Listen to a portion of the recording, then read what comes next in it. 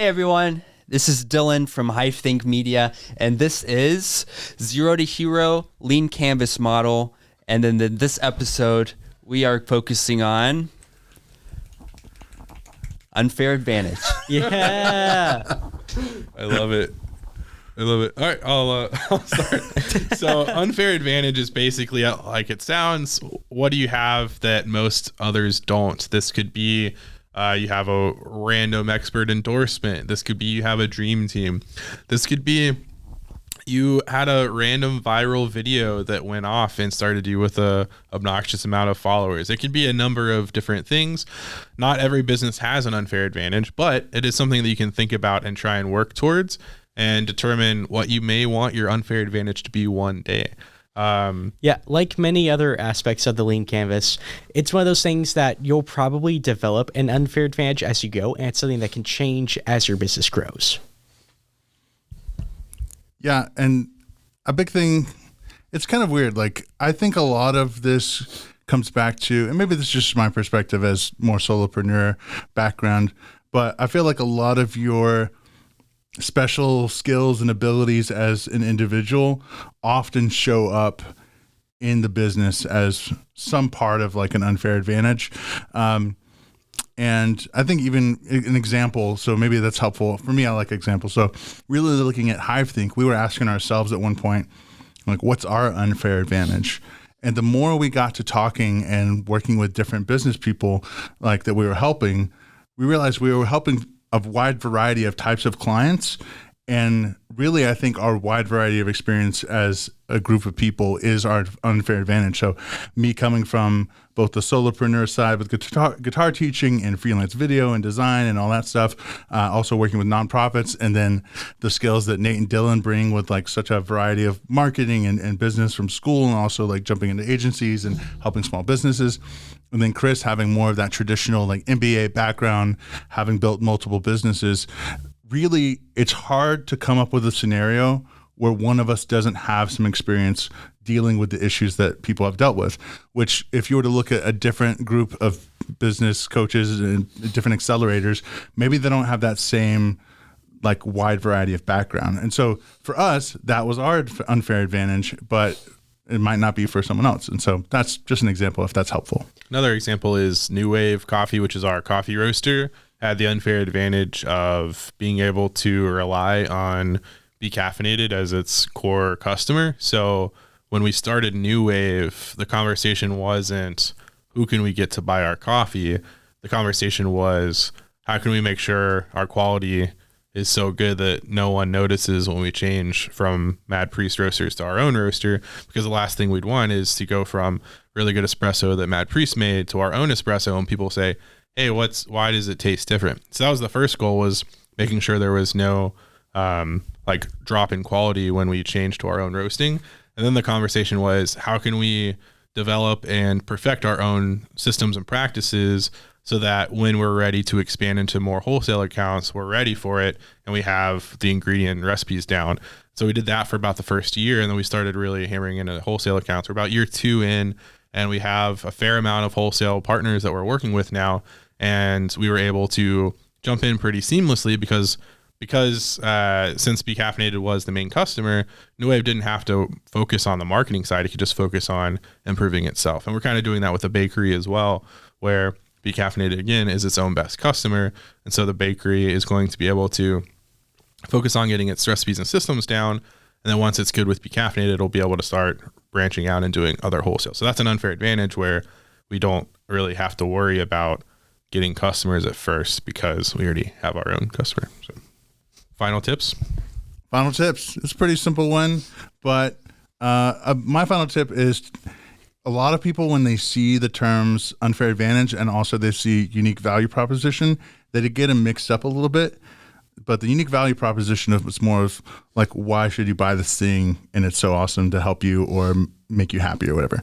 Whereas like the unfair advantage is, why can you trust in us as a team to be able to crush this in a way that no one else could do? I think it's fun to think of it as business oriented versus people oriented. Yeah. Like the unique value proposition is, what does our business do uniquely, and unique or unfair advantage is, what does our team have or do differently that you can't easily replicate. Exactly.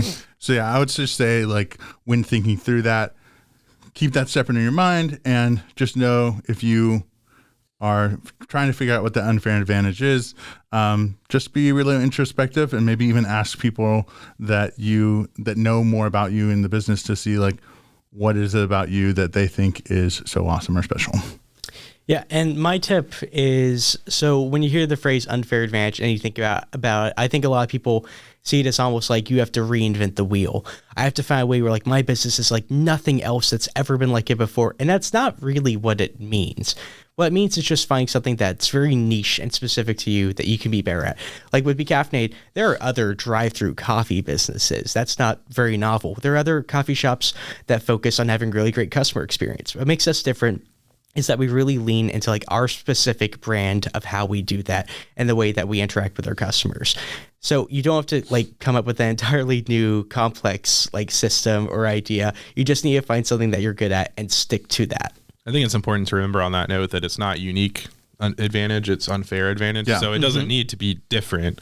It's just something that you have that's either hard to replicate or gives you that unfair advantage. Exactly. You also don't want to force it. Like, I feel like it's something that probably needs to come, like, almost naturally, like, in the moment.